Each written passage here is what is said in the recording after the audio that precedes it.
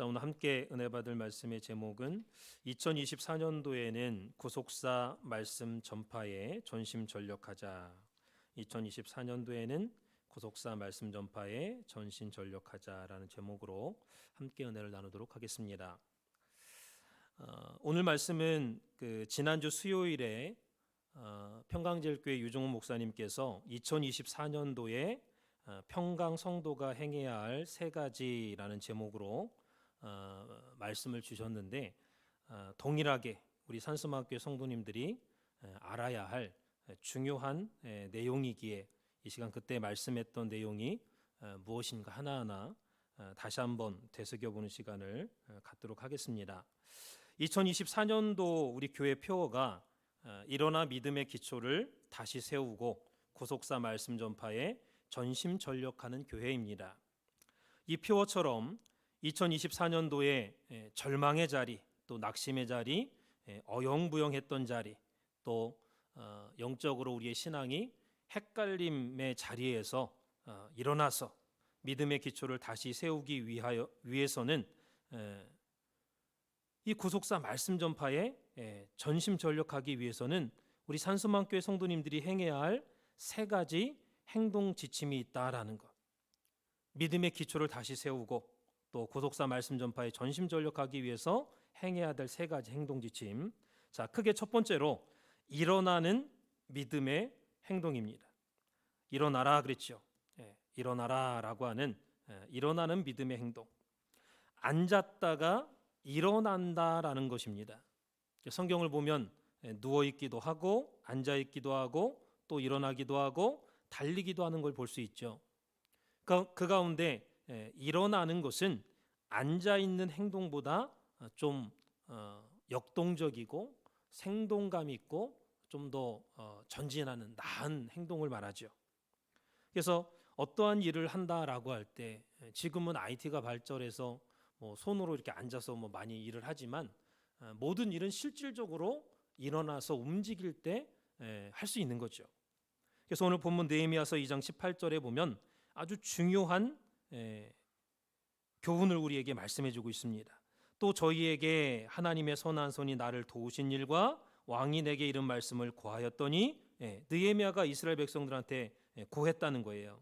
그랬더니 저희의 말이 일어나 건축하자 하고 모두 힘을 내어 이 선한 일을 하려 하매. 역사적으로 이 말씀은 주전 444년 느헤미야 제3차 바벨론 포로 귀환 당시에 일어난 말씀입니다. 일어났던 일이에요. 그래서 이 느헤미야는 자기 자신이 유대 총독으로 오게 된 상황을 예루살렘 거민들에게 말씀하면서 어떻게 해서 아닥사스다 왕이 자신을 유다 총독으로 부임시키게 됐는가라는 부분에 대해서 말씀을 전했습니다. 그리고 그 말씀을 들은 예루살렘 사람들이 감동을 받았어요.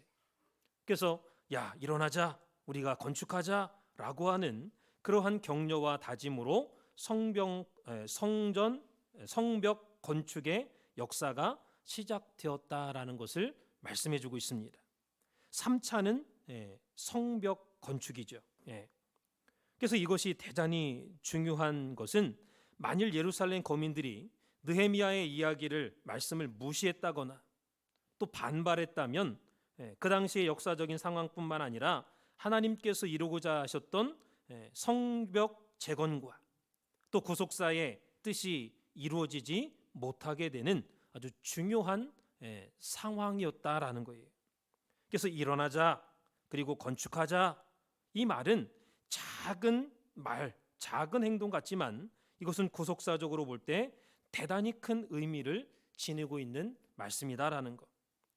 궁극적으로는 포로 귀환의 완성과 그래서 나라가 회복되고 더 나아가서 구속사 하나님의 나라의 완성을 예표하는 그러한 출발점이 되는 말씀이다라는 것입니다.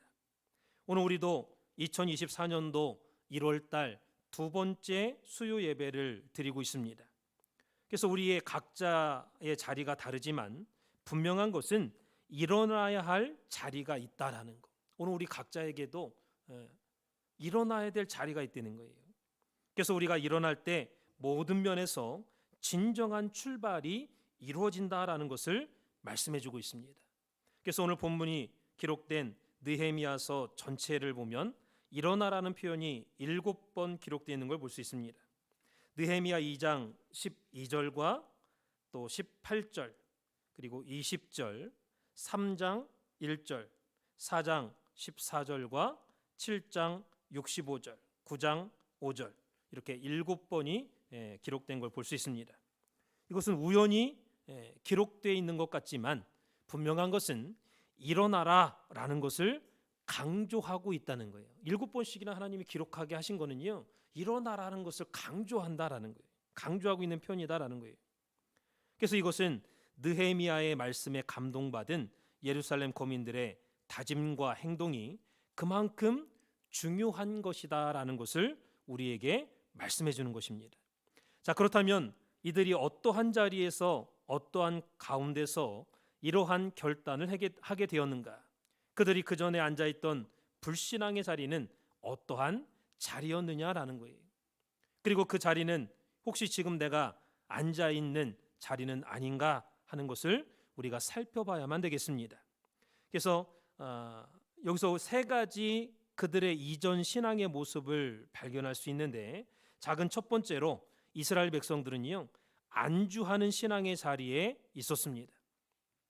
안주하는 신앙의 자리, 이것은 그저 그 자리에 만족한다는 뜻입니다. 그냥 자신의 현재 상태에 만족하는 그러한 자리에서 일어나자라는 거예요. 안주하는 신앙의 자리에서 일어나자.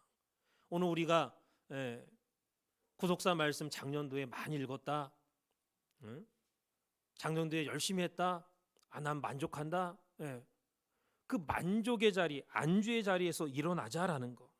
당시 예루살렘 거민들은 1차 또는 2차 기환자들이거나 아니면 그 후손들이었습니다.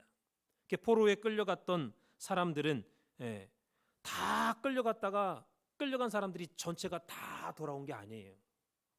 성전 짓기를 열망하는 일부 사람만 왔어요. 그런데 그 일부 사람 가운데서도 그 바벨론에서 일궜던 모든 것을 다 뒤로하고 성전을 건축하고 제사를 회복하겠다라고 하는 신앙의 열망을 가지고 처음에는 돌아왔지만, 시간이 지나면서 그들의 개척정신이나 열의가 차츰차츰 식어가고 현실에 안주하는 신앙으로, 또 모든 것을 현실적으로 바라보는 자들로 바뀌어 갔다라는 것입니다. 그래서 그런 모습이 그들의 앉은 자리였다라는 것. 모든 것을 자기 중심적으로 생각하고 자기식으로 바라보기 시작했습니다. 그에 비해서 느헤미야는 예루살렘 성이 회파되었다는 소식을 듣자마자 며칠 동안을 울었다고 그랬죠. 또 금식하고 슬퍼했다고 했습니다. 수천 킬로미터 밖에서도 이러한 몸부림으로 간절히 기도할 때 하나님께서 아닥사스다 왕의 마음을 움직였던 거예요.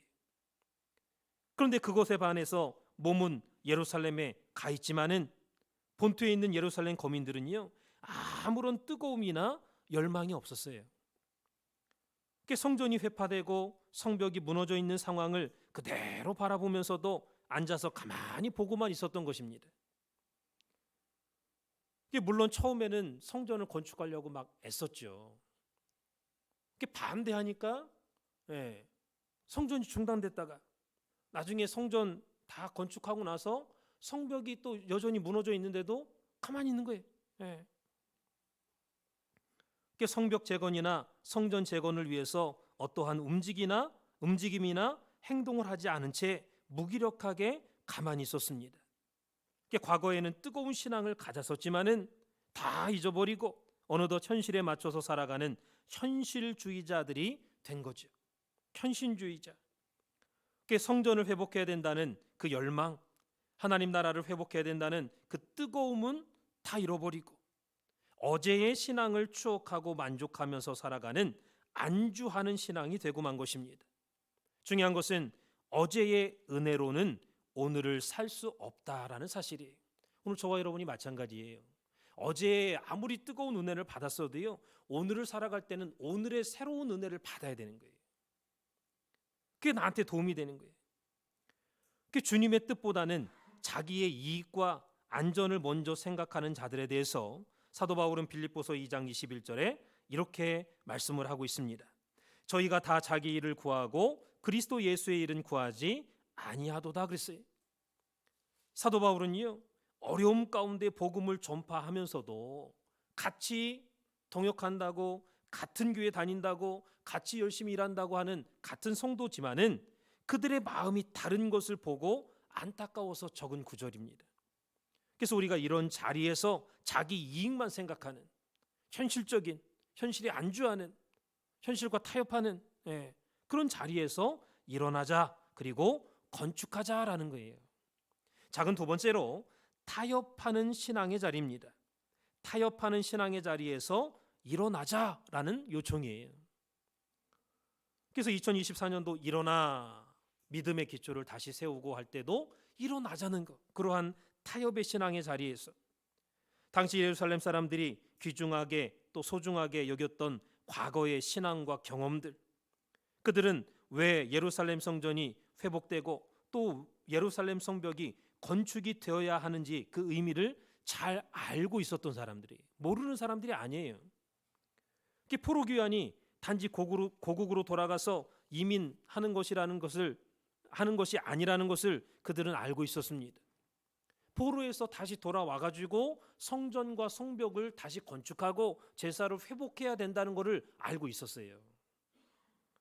포로 귀환을 통해서 하나님의 예언이 성취될 뿐만 아니라 더 나아가 성전 건축은 하나님 나라가 회복된다는 중대한 예언의 성취라는 것을 이미 이사야 선지자의 예언을 통해서 깨닫고 있었습니다.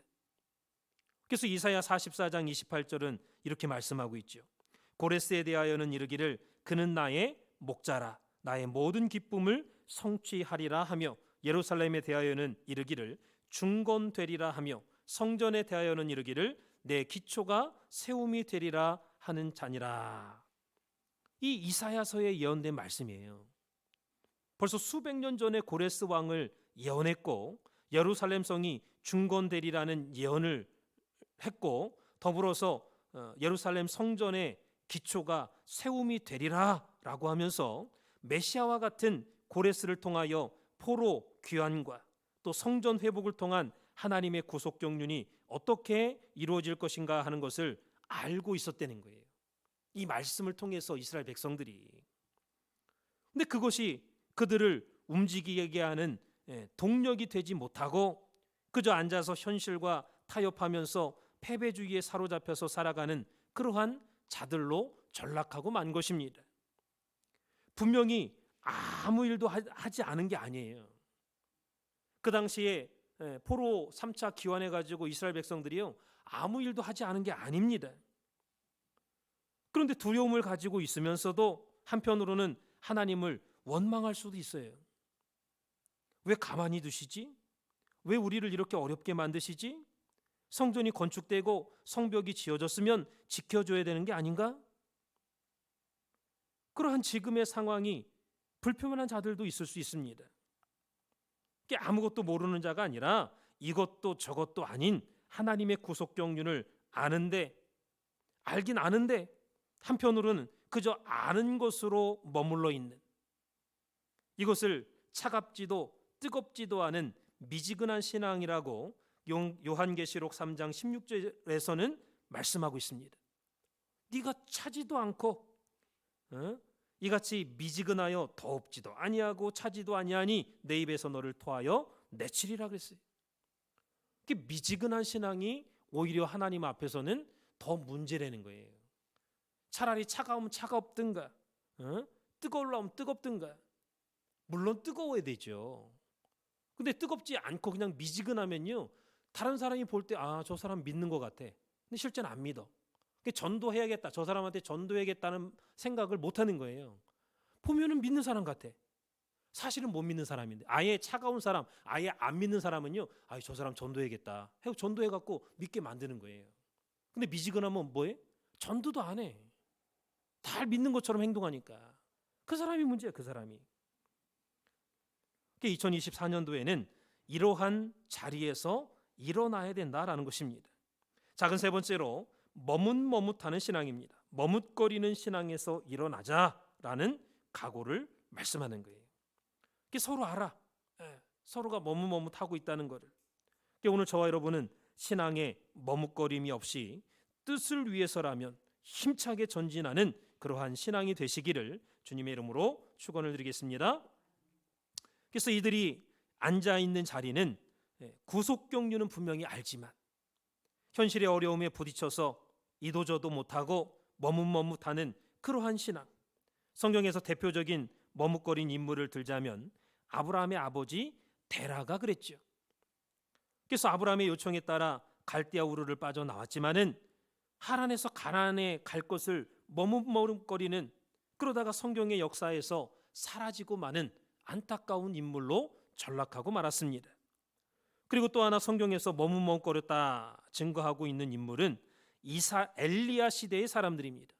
엘리야 시대 사람들. 왕상 18장 21절을 보면 그들은 하나님과 바알신 사이에서 머뭇거렸다라고 증거하고 있습니다. 그래서 엘리야가 모든 백성에게 가까이 나아가 이르되 너희가 어느 때까지 두 사이에서 머뭇머뭇하려느냐? 여호와가 만일 하나님이면 그를 쫓고 바알이 만일 하나님이면 그를 쫓을지니라 하니 백성이 한 말도 대답지 아니하는지라 그랬어요. 여전히 머뭇머뭇하고 있는 거예요. 하나님도 못 쫓고 바알도 못 쫓고 아하방 두려워가지고 이세벨과 이처럼 예루살렘 거민들의 앉아있는 신앙, 또 현실에 안주하거나 현실과 타협하거나 머뭇머뭇거리는 신앙이었음을 우리는 발견할 수 있는 거예요. 이것은 하나님을 믿는 것 같지만 하나님의 말씀을 온전히 믿지 못하고 자기 중심적으로 생각하는 현실적인 또 현세적인 불신의 모습인 것입니다. 불신의 모습이에요.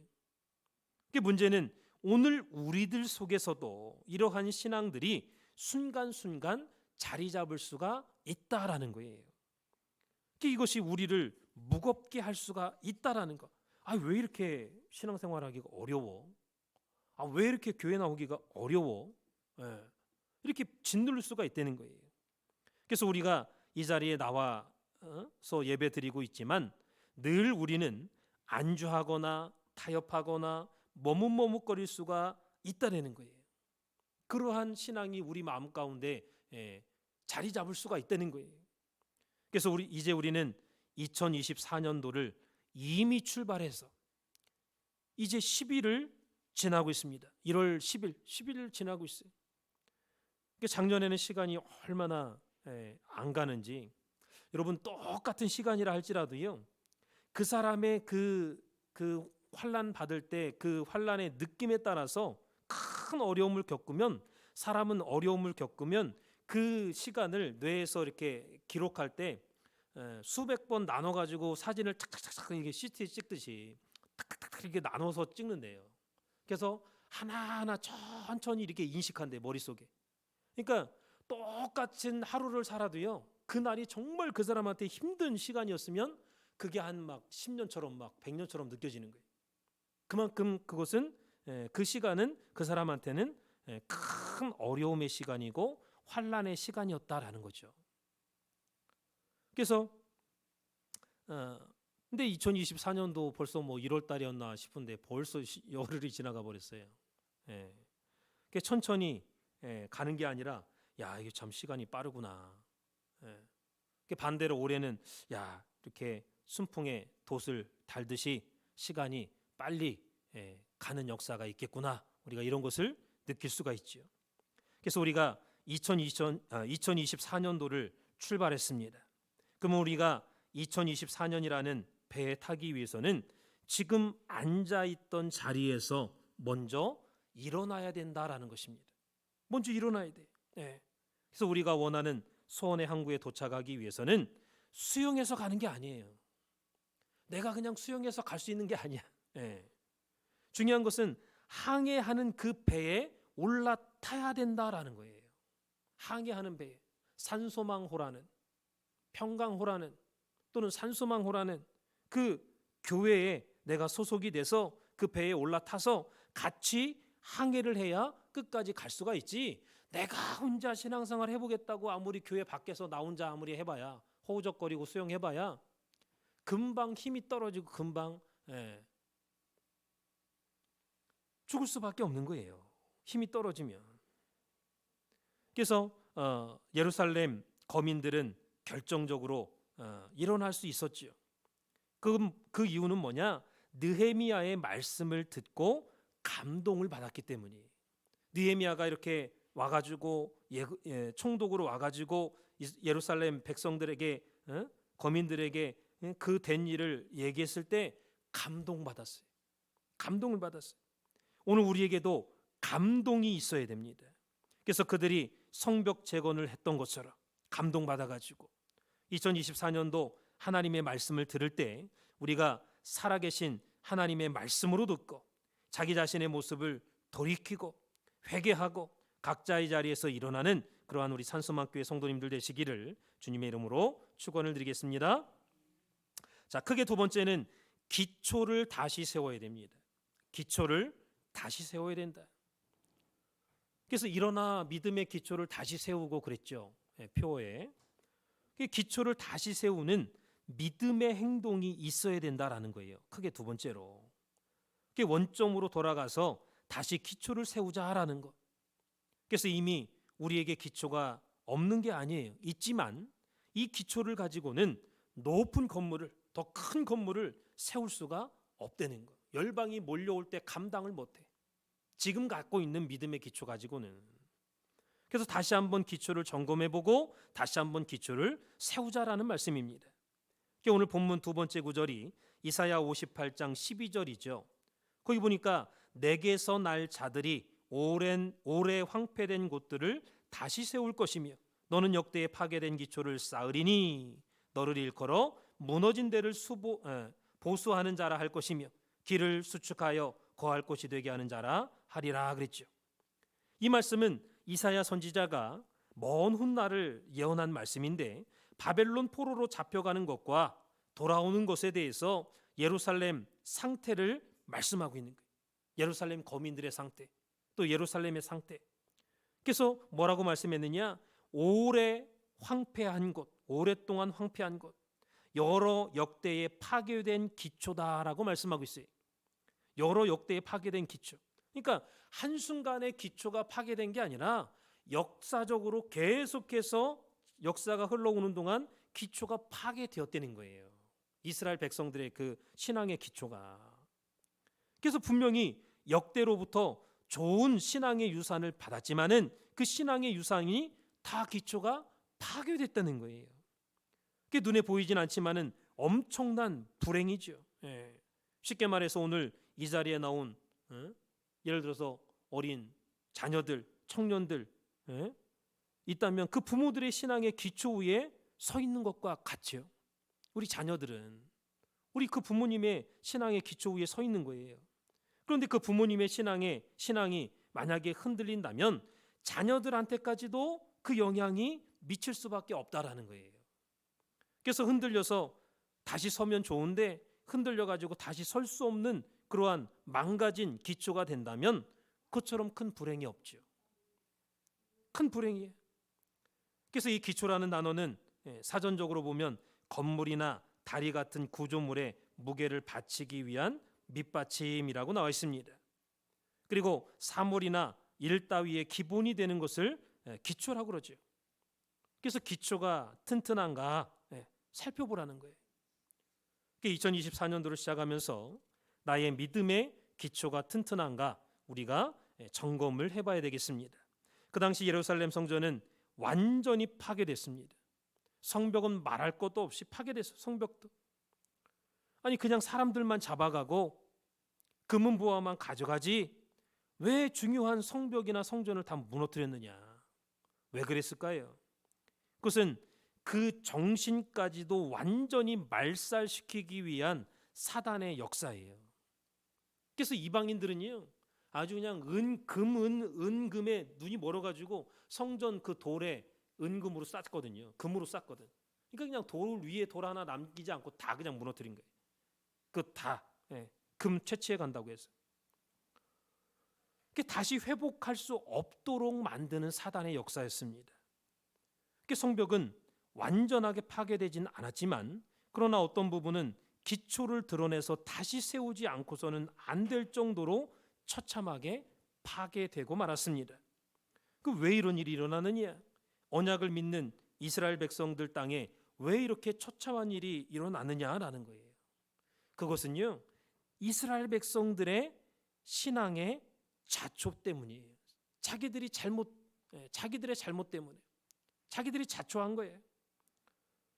근본적으로는 하나님의 영광이 떠났기 때문이다라고 성경은 말씀하고 있습니다. 하나님의 영광이 떠났기 때문에 이러한 성전이 파괴되고 성벽이 파괴되는 환란이 왔다라는 거. 하나님의 영광이 성전을 떠난 세 가지 이유를 말씀하고 있죠. 하나님의 영광이 이스라엘 백성들의 불신앙과 우상 숭배로 말미암아 역대적으로 내려왔던 신앙의 기초들이 완전히 파괴됨으로 인하여 하나님께서 떠나실 수밖에 없었다라는 것. 에스겔은 이것에 대해서 에스겔 8장에서 환상을 통해 세 가지를 말씀하고 있습니다. 작은 첫 번째로 예루살렘 거민들의 우상 숭배 때문에 하나님의 영광이 떠났다라고 말씀하고 있어요. 예루살렘 거민들의 우상 숭배 때문에 에스겔 8장 1절에서 13절에 있죠. 그런데 이 놀랍게도 이러한 죄악이 어디까지 들어왔느냐? 성전 바깥 가까운 곳에서 우상 숭배가 일어나다가 이제는 성전 안 마당까지 예루살렘 거민들의 우상 숭배가 일어났다라고 말씀하고 있습니다. 성전 안까지, 안 마당까지 들어왔어요. 작은 두 번째로 성전 안 북문에서 단무스를 위한 여인들의 애곡이 있었다라고 에스겔 8장 14절 15절에 말씀하고 있죠. 성전 안 마당에서 이제는 성전 안에 있는 북문에서 단무스를 위한 여인들의 애곡이 있었다는 거예요. 그래서 여인들이 애곡을 하는데 바벨론 신을 위해서, 단무스는 바벨론 신입니다. 바벨론의 신을 위해서 애곡하고 있었대. 하나님의 면전에서 이방 신상을 위해서 애곡하고 있는 너무나 충격적인 사건이 있었다는 거예요. 하나님을 예배하는 그 하나님의 성전에서, 면전은 얼굴을 말하죠. 하나님의 얼굴 앞에서 서방질하듯이, 기집질하듯이 아주 그냥 우상을 위해서 애곡하고 있는 그런 안타까운 죄를 범하였다라고 말씀하는 거예요. 작은 세 번째로 성전 앞에서 대제사장을 포함한 25인이 성전을 등지고 동방 태양을 경배한 일이 있었다라고 에스겔 8장 16절에서 18절에 말씀하고 있습니다. 이게 다 지금 에스겔 8장에서 기록하고 있는 거예요. 에스겔 선지자를 통해서. 성전 앞에 대제사장을 포함한 25명이 지도자죠, 지도자. 성전을 등지고 동방 태양을 경배하고 있어. 야, 25인의 직분에 대해서는 분명하게 나타나 있지는 않지만요. 여기 25인은 대제사장을 비롯한 제사장들을 말하는 거예요. 그러니까 대제사장과 대사장들이, 지도자들이 하나님의 얼굴을, 성전을 등지고 하나님의 얼굴을 등지고 동방 태양을 경배하고 섬기는, 그게 하나님의 성전에서 따로 예배드리는 거나 마찬가지예요. 따로. 이들이 성전을 등지고 동방 태양을 경배하는 아주 엄청난 죄악을 저지른 거죠. 하나님의 성전 앞에서 하나님을 모욕하고 회방하는 우상 숭배가 극심하게 이루어지고 있었다. 하나님의 영광이 떠날 수밖에 없는 거예요. 우리 산소만교 성도님들은 올바른 신앙의 기초를 지킴으로 하나님의 영광이 늘 머물러 있는 임마누엘의 축복이 있기를 주님의 이름으로 축원을 드리겠습니다. 기초가 파괴되었다는 것은요, 단순히 보이는 성전 건물만 파괴됐다는 것을 말하는 게 아닙니다. 역대로부터, 부모로부터, 선생님으로부터 물려받았던 그 신앙의 유산들이 다 파괴되면서 불순종하고 오히려 훼손하고 더 나아가 우상 숭배하고 보이는 건물만 파괴되고, 보이는 건물만 집이 아니에요. 보이는 건물만 파괴된 게 아니에요. 그래서 우리가 2024년도 소원의 황구에 도착하는 것을 건축으로 비유하면요, 각자 믿음의 집을 짓는 것으로 말씀드릴 수 있어요. 근데 어떤 사람은 2024년이 시작이 됐는데 아직 시작도 안 하고 있어요.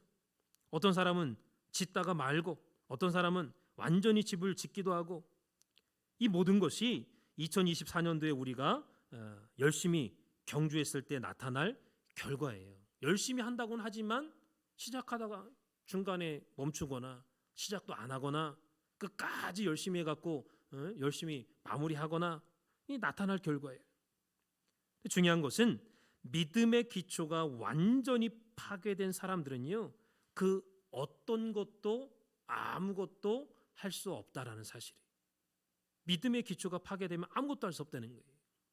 자, 그렇다면 우리 산소만교회 성도님들은 새해를 맞이해서 무엇을 해야 되느냐? 나의 믿음의 기초를 다시 세워야 된다라는 거. 나의 믿음의 기초를 다시 세워야 된다. 왜 본교회에, 왜 과거에 우리 교회에 이러한 어려움과 환란이 있었느냐? 곰곰이 생각해 보면요, 기초가 불량했기 때문에 일어난 거예요. 우리한테 환란이 오는 것은 기초가 불량하기 때문에. 그게 누구를 탓할 수도 없어요. 오늘 우리가 훌륭하고 뛰어나서 이 자리에 있는 것이 아니라 우리에게 임하신 사명과 은혜가 있기 때문에 이 자리에 우리가 있는 거예요. 그러나 우리의 기초를 돌아볼 때 때로는 우리의 기초가 든든히 서지 못할 때도 있다라는 거, 불량할 때도 있다라는 거. 그럴 때 2024년도는 이 믿음의 기초를 다시 세우는 시간이고, 그 출발점을 반드시 이루어야 된다라고 저와 여러분이 믿으셔야 돼요. 출발해야 돼. 가만히 있으면 안 돼. 앉아 있으면 안 돼. 지금 본교회 상황이 왜 저렇게 대립하고 하나가 되지 못하느냐, 많은 사람들이 궁금해하고 많은 사람들이 입방아를 쪄요. 분명한 것은요, 제가 2023년도 4월 16일 날 교회 현황 설명회라는 제목으로 올린 유튜브 영상이 있습니다. 그리고 2023년 8월 9일 날 수요 예배 때 자기를 위험시하는 태도 주여 내니까 하는 제목으로 말씀 전한 게 있어요. 그러니까 여러분들이 유튜브 이렇게 검색창에다가 교회 현황 설명회 이갑배 목사 이렇게 적으시면요, 바로 떠요, 영상. 거기 한번 보세요. 거기 보면요, 제가 설교를 했지만 저도요 5번 이상 들었어요. 많게는 한 10번 가까이 들었어요. 거기 보면 조회수가 12,000번, 하나는 9,200번 회수가 넘었어요. 이 말은 한국뿐만 아니라 전 세계적으로 다 돌았다는 거예요. 근데 가장 가까이에 있는 산수만교회 목사가 이거 한 건데, 산수만교회 성도 가운데 아직도 만약에 안 들은 분이 있다면요, 참 안타깝죠. 거기 보면 다 나와 있어요. 왜 뭐가 잘못됐고 왜 잘못됐는지 다 나와 있어요. 그러니까 여러분들이 들었어도요, 다시 한번 집중해서 다시 한번 들어보세요. 그러면 왜 이탈책이 잘못됐고 뭐가 잘못됐는지를 아주 정확하게 알 수 있어요. 그러니까 어쨌든 우리가 이것을 해결하기 위해서는 오직 믿음의 기초를 다시 세울 때, 그 믿음의 기초가 무엇이든지 간에 그 믿음의 기초를 굳건히 세울 수 있는 우리 산소만교회 성도님들 되시기를 주님의 이름으로 축원을 드리겠습니다. 자, 2024년도 우리가 세워야 될 믿음의 기초는 무엇이냐? 첫 번째는 정직과 성실의 기초입니다. 정직과 성실의 기초. 정직한 신앙, 성실한 신앙의 기초를 다시 세워야 된다라는 거. 물론 저와 여러분이 정직하게 성실하게 신앙생활을 해왔다고 자부하는 분들도 있을 거예요. 그러나 다시 한번 말씀에 비추어서 신앙의 기초를 다시 한번 세워야 돼. 지금까지의 신앙 가지고는 안 돼요. 시편 89편 14절에 의와 공의가 주의 보좌의 기초라. 인자함과 진실함이 주를 앞서 행하나이다 그랬어요. 하나님의 보좌의 기초에는 두 가지가 있다고 했는데 하나는 의, 하나는 공도라고 했습니다. 이것을 풀어헤치면은 정직과 성실이라는 거예요. 정직과 성실.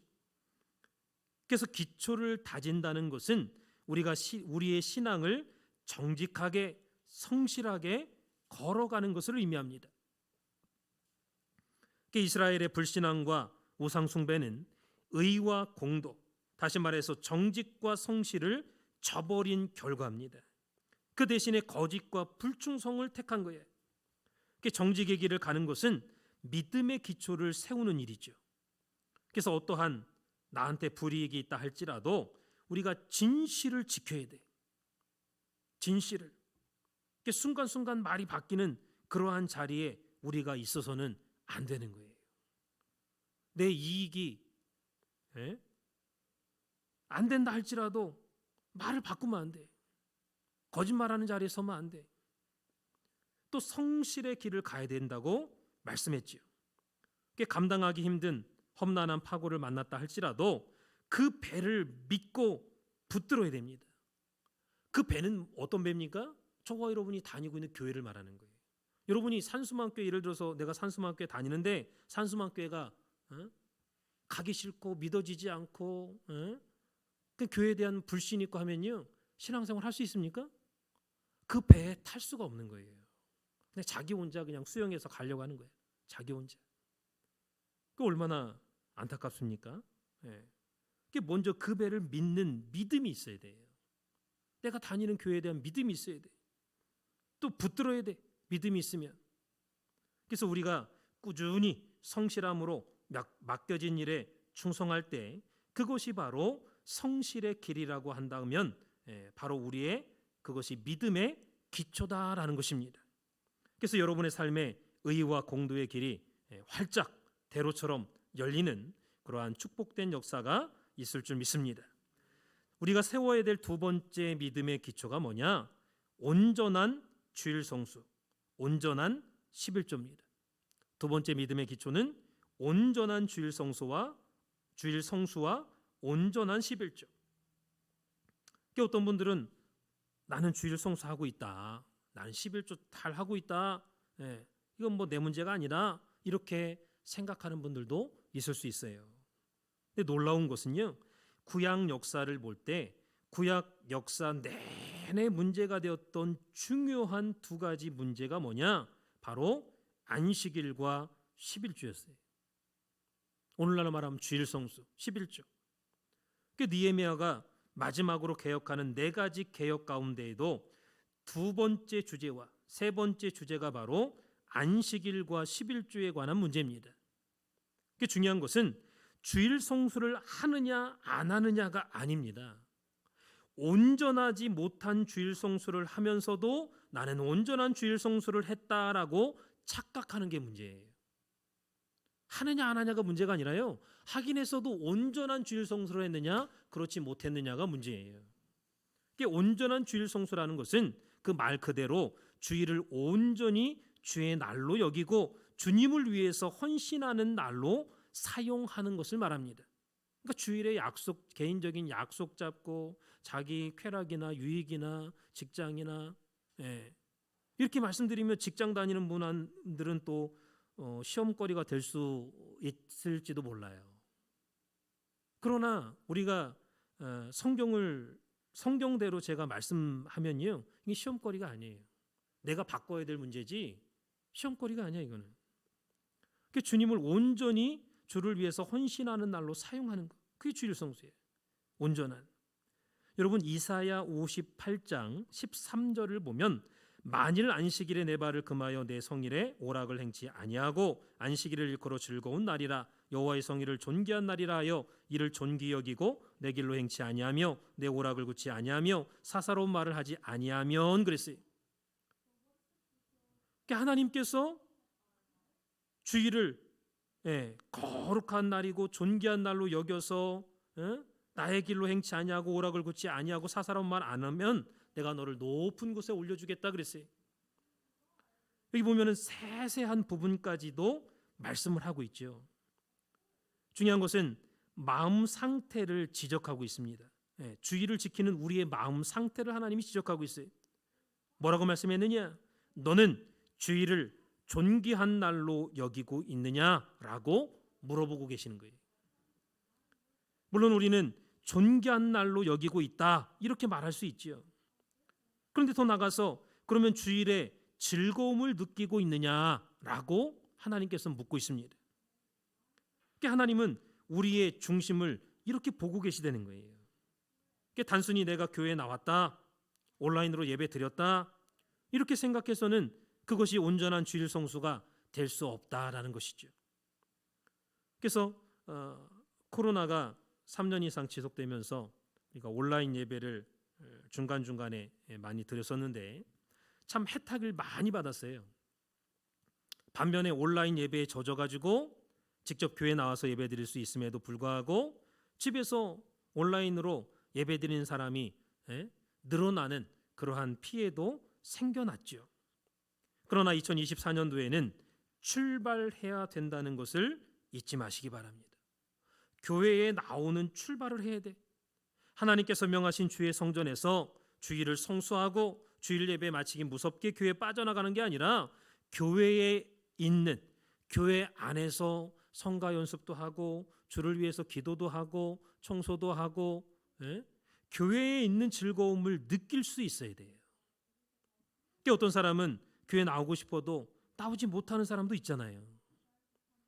저와 여러분은 교회 나와서 예배드리고자 하는 마음만 있으면 언제든지 나올 수 있습니다. 감사하죠. 그래서 우리가 교회 안에서 예를 들어서 공동이회를 한다 또는 직분자를 세운다 할 때 다른 기준이 아니라 주일 성수 잘하느냐 11조 잘하느냐 이거 가지고 판단하는 거예요. 중요한 것은 온전히 즐거움 가운데 내가 주일 성수와 11조를 지키고 있느냐 아니면 형식적으로 지키고 있느냐 이 차이입니다. 두 번째는 온전한 11조죠. 온전한 11조.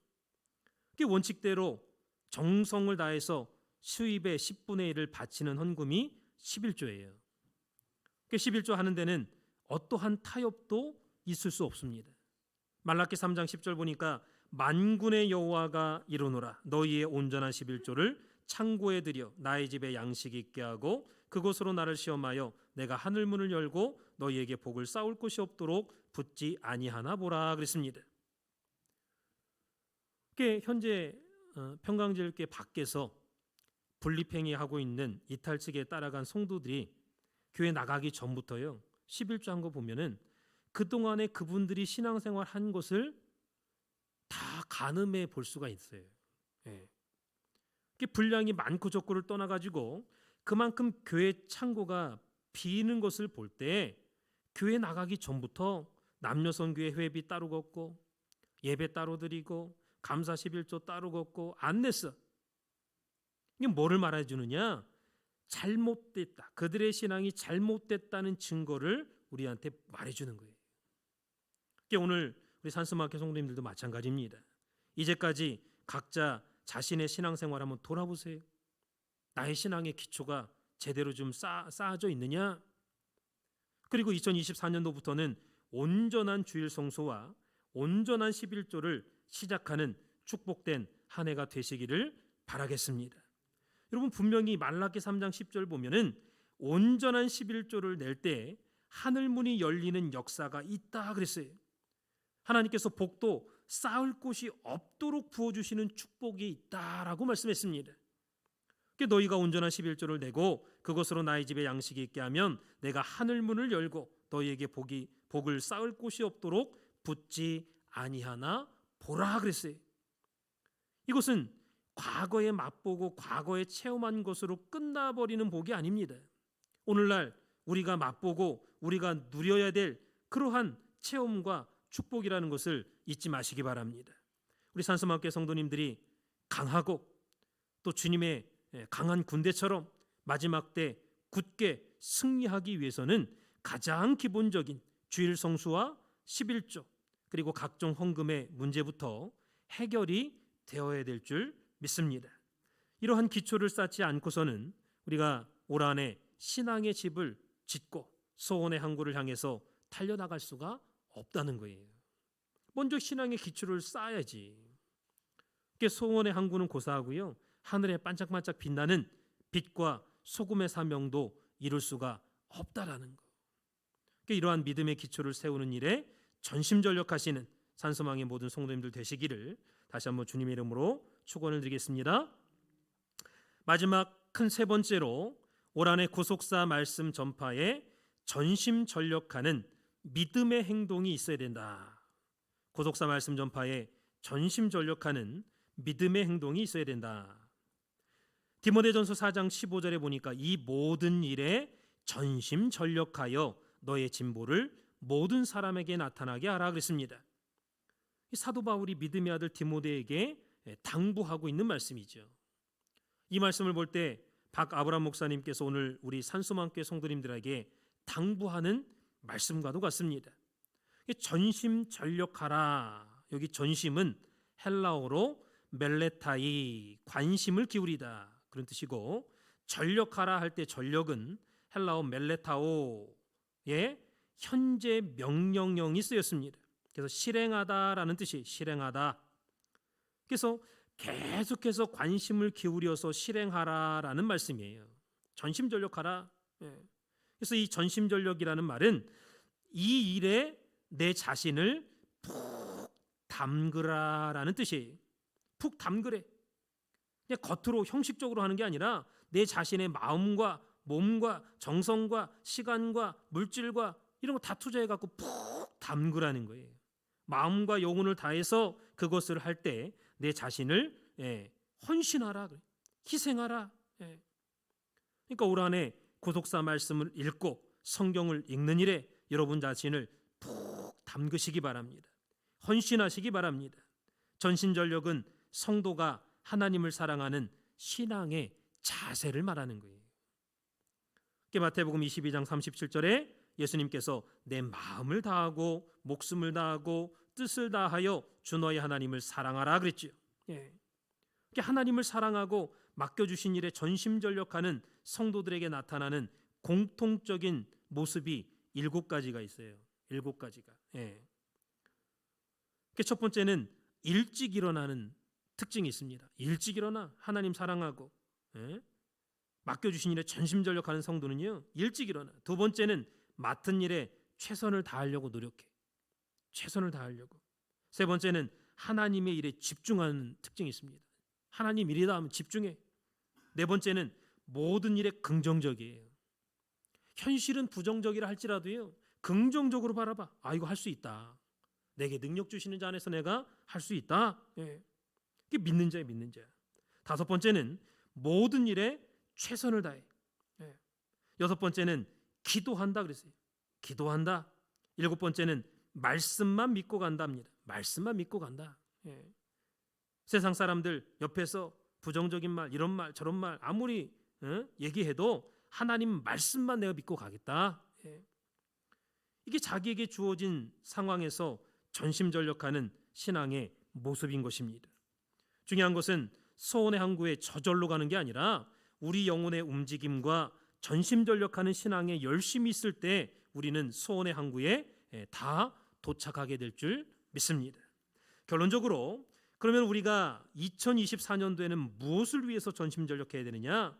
구속사 말씀 전파를 위해서 전심전력해야 됩니다.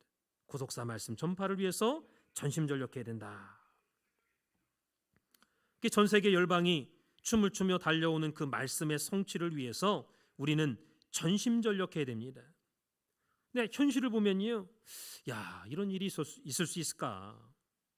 이 작은 성전도 채우기가 힘든데 우리가 저 뒤에다 큰 대성전을 지을 수 있을까? 이런 생각이 들 수도 있죠. 그러나 하나님께서는 복음을 전 세계적으로 전파하기 위해서 먼저 로마라는 한 나라를 세우시고 이 로마를 통해서 전 세계로 향하는 길을 만드셨어요. 그리고 그 길을 통해서 복음이 전 세계로 힘차게 뻗어나가게 하셨습니다.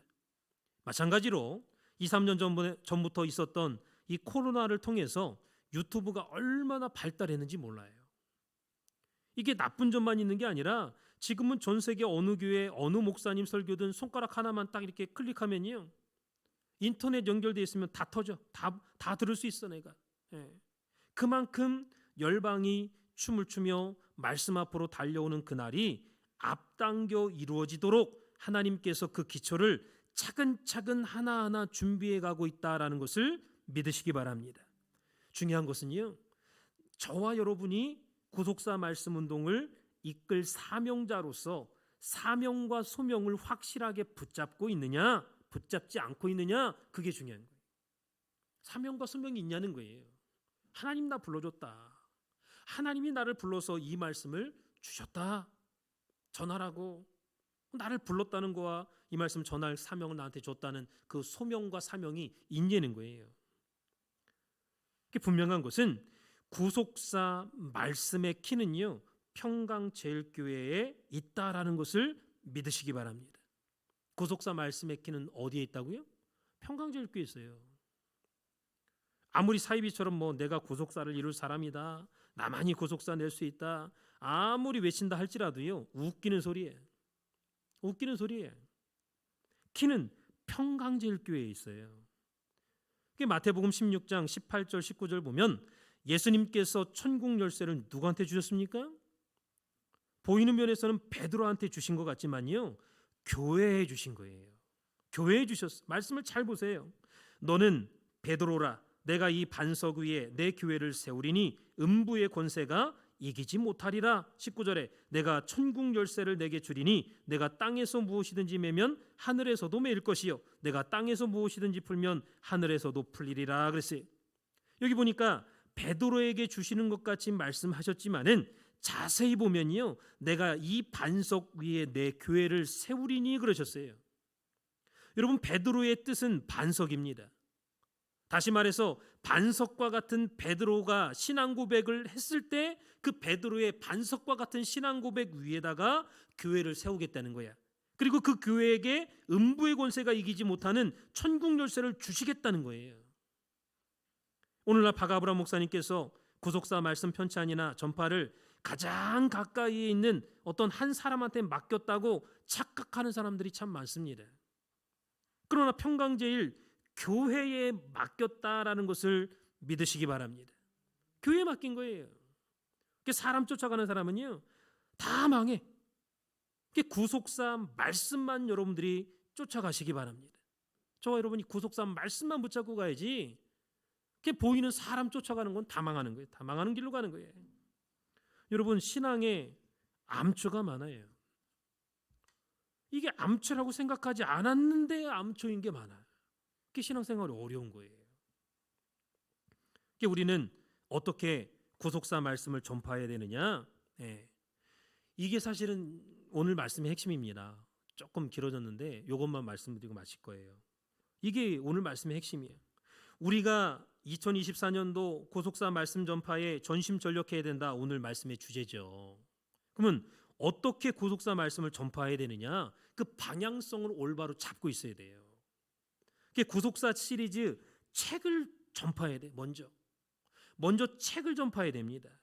구속사 말씀의 전파의 핵심은요, 내용을 전달하는 데 있어. 그 책 안에 있는 말씀, 내용을 전달하는 데 있는데, 세미나를 먼저 했다가는요, 다 그 안에 있는 짧은 시간에 하루 이틀 만에 또는 하루에 뭐 몇 타임 나눠 가지고 어떻게 그 많은 구속사에 있는 내용을 다 전달을 해요? 못해. 그러니까 세미나 백날 해도요, 효과가 안 나타나요. 돈만 많이 들어가요. 밥 써줘야죠. 뭐 데리고 오려면 차비 드려야죠. 그거 하지 말라는 게 아니에요. 순서가 정확해야 된다. 순서가. 그래서 신구약을 관통하는 구속 경륜을 깨닫게 하는 데 있어요. 구속사 말씀 전파의 핵심은 내용 전달, 말씀 전달에 있고, 신구약을 관통하는 구속 경륜을 깨닫게 하는 데 있습니다. 근데 이것을 깨닫게 하려다 보니까 강의 전에 책을 보게 해야 된다라는 거. 그리고 책을 누가 썼는지 저자를 소개해 줘야 돼. 반드시. 그게 핵심이에요. 구속사 말씀은 달달달달달 잘 지식적으로 아는 것 같은데 그게 누구 말씀인지, 왜 그 말씀을 했는지, 어떤 상황에서 그 말씀하신 건지 몰라. 그런 모르는데도 구속사 말씀 지식적으로 나는 다 깨달았다, 안다 할 수 있습니까? 없는 거예요. 그래서 그동안 우리는 본질을 놓치고 말았습니다. 박아브람 목사님 가장 가까운 곁에서 본인이 제일 말씀 잘한다고 하고 잘 가르친다고 하는 그 사람 쫓아가다가 본질을 놓쳤어요. 많은 사람들이 야, 저 사람 잘 가르친다. 모든 사람이 그 기술에 감복하고 거기에 눈을 돌리면서 구속사 말씀의 본질에는 집중을 못했다라는 거예요. 잘못된 현상이 생겨났어요. 중요한 것은 이제부터는 본래의 의미를 회복해야 돼요. 박아브람 목사님께서 구속사 말씀을 전파해야 된다라고 했을 때 그 원래 원저자의 의도, 어떤 식으로 원저자는 구속사 말씀이 전파되기를 원했는지를 다시 한번 그 기초를 돌아가가지고 말씀으로 돌아가가지고 잘 파악해야 돼. 지금까지 우리가 걸어온 길은요, 본질을 놓치는 길이었다는 것을 다시 한번 생각해야 돼. 지금 교회에 남아있는 사람들도요, 영향 안 받은 사람 없어요. 다 받았어요. 그렇다고 그게 다 틀렸다고 얘기하는 게 아니에요. 그렇지만 본질을 놓친 거는 확실해. 그러니까 어디서부터 어떻게 잘못됐는지를 다시 한번 돌아가가지고 요게 문제였구나 깨달아야 돼. 가르치는 스킬을 집중할 게 아니라 그 내용이 전파되기 위해서는 먼저 책이 전파돼야 되고, 책이 번역돼야 되고, 그 다음에 전파돼야 되고, 그 다음에 저자가 소개가 돼야 되고, 그리고 나서 세미나가 있어야 되는 거예요. 그리고 나서 아카데미가 있어야 돼. 활성화돼야 돼. 그것을 통해서 내용이 더 깊어지고 높아지고 저자가 소개가 돼야 된다라는 거. 저자를 알아야 구속사 말씀이 뻥 뚫리면서 하나님의 구속 정륜이 밝혀지는 거예요. 그래서 구속사의 말씀은 어느 한 사람의 전유물이 아닙니다. 전 세계 모든 민족에게 증거돼야 될 작은 책의 말씀이에요. 구속사 말씀이 쓰여졌다는 것은 전 세계적으로 구속사 말씀이 증거되어야 되고 이미 증거되고 있다라는 사실입니다. 그러니까 여러분들이 1권부터 11권 하까지 지금 공개가 됐잖아요. 편찬이 됐잖아요. 마지막 12권 상하 이렇게 나올 것만 남겨놓고 있어요. 그러면 11권 상하까지 지금 전개가 선포가 편찬이 됐다는 것은 이미 전 세계적으로 동시에 육상할 때 라인선에서 땅 총을 쏘면은 동시에 딱 출발하잖아요. 마찬가지로 우리가 먼저 구속사의 말씀을 시간적으로 볼 때는 잠깐 몇 년 먼저 받은 것뿐이지 책이 이제 출간됐다는 것은 동시에 요이 땅 하고 동시에 경쟁이 시작됐다는 뜻이에요. 그래서 먼저 받은 사람보다도요 정말 성실하게 정직하게 말씀을 집중하고 읽고 기도하고 하는 사람이 더 확실하게 더 명확하게 말씀을 깨달을 수가 있다라는 거. 그 잊어버리면 안 돼요. 그래서 우리가 열심히 읽어야 되는 거예요. 우리가 열심히 안 읽어도 어디에선가는 열심히 읽는 사람 있습니다. 그래서 우리가 이 말씀 받았다는 것은 6,000년 동안 내려온 말씀을 받은 겁니다. 이제 이 말씀이 저와 여러분 속에서 종착역이 되어야 된다라는 것을 믿으시기 바랍니다. 종착역이 뭐냐? 그 말씀의 뜻이 저와 여러분에게서 완성이 되고 이루어져야 된다는 거예요. 그렇게 되기 위해서는 먼저 알아야 되고 알기 위해서는 읽어야 되고 전해야 된다는 거. 말씀을 뜻을 깨달으면 다시 증거되어야 되는 말씀이구나. 전해져야 되는 말씀. 그래야 끝이 오는구나. 꼭 깨닫는 거예요. 말씀 내가 받았으면요 다시 전해야 될 사명을 받은 거예요. 그럼 나한테 종착역이 된다는 것은 내가 다시 전할 때 종착역이 되는 거예요. 완성이 돼가는 거예요. 그래서 우리가 2024년도 941생 하기 위해서는 941생이 뭡니까? 모든 어려움과 환난 가운데 겨우 살아나는 거예요. 어려움 환난을 이기고 살아나는 거예요. 힘들게 환난을 받았는데 죽어버렸어요. 아무 의미가 없는 거예요. 환난 받은 의미가. 그게 어려움 환난 받았지만 엄청 환난 받았지만 결과가 어떻게 돼? 살아야 돼. 구사일생하기 위해서는 구속사 말씀을 진심으로 읽어야 됩니다. 진심으로. 형식으로가 아니라. 아직 안 늦었습니다. 2024년도 오늘 1월 10일입니다. 올 한해 구속사 말씀 한 달에 한 권 읽기를 열심히 읽고 또 읽어서 신앙의 기초가 든든히 서고 또 구속사 말씀의 뜻이 완성되고 구속사 말씀 전파에 전심전력하는 승리 한 해가 되시기를 주님의 이름으로 축원을 드리겠습니다. 기도 올리겠습니다. 살아계신 아버지 하나님, 오늘 다시 한번 저희들을 사랑해 주시고 하나님의 성전에 불러주셔서 오늘도 허락하시는 말씀을 통하여 2024년도에는 구속사 말씀 전파에 전심전력하는 한 해가 될 수 있도록 말씀을 통해서 깨우쳐 주시니 진실로 감사를 드립니다. 살아계신 아버지 하나님, 이제 2024년도가 시작이 되었는데 우리의 마음속에 진정으로 다시 한번 일어나서 믿음의 기초를 다시 세우는 가운데 구속사 말씀 전파에 전심전력할 수 있는 우리 산소망교회 모든 성도님들 될 수 있도록 인도하여 주시옵소서. 우리 산소망 교회가 될 수 있도록 도와주시옵소서. 오늘 허락하신 말씀대로 정말 이스라엘 백성들은 조상으로부터 훌륭한 말씀과 믿음을 물려받았지만 믿음의 기초를 든든히 세우지 못하고 우상을 숭배하고 하나님의 영광이 떠날 수밖에 없는 타락의 길을 걸어갔습니다. 그러나 오늘 우리 산소망교회 성도님들, 우리 산소망교회는 2024년도를 맞이하여 다시 한번 자기 자신을 돌아보며 일어나 믿음의 기초를 든든히 하는 가운데 주일 성수와 11조와 감사를 철저히 하는 가운데 오직 하나님의 말씀을 붙잡고 하나님께서 나를 불러주셨다는 소명과 나에게 귀한 말씀을 허락해 주시고 전파할 사명을 주셨다는 사명을 붙잡고 좌우 돌아보지 아니하고 이 말씀의 응답자로서 귀한 말씀의 소원물로서 이 구속사의 말씀을 온전히 완성하고 전파하는 데 앞장설 수 있는 모든 성도님들 될 수 있도록 역사하여 주시옵소서. 우리는 연약하고 부족하여서 때때로 넘어지고 낙심하고 실망할 때도 있지만은 성령 하나님께서 임마누엘의 주심으로 말미암아 우리의 모든 연약함을 오히려 하나님의 강력한 능력을 전달하는 통로가 되게 하여 주시고 하나님 앞에 기도로 요청하고 자랑함으로 말미암아 하나님의 능력이 오직 우리의 속에 온전하게 머물러서 생명력 있는 충성된 구속사 복음의 전사들이 다 될 수 있도록 역사하여 주시옵소서. 오늘도 귀한 말씀 듣고 읽고 지키는 일에 늘 앞장서는 귀한 우리 성도님들 될 줄 믿고 감사를 드리며 사랑 많으신 예수님 받들어 간절히 감사 기울여 싸움나이다. 하나님 앞에 영광의 박수를 드리겠습니다.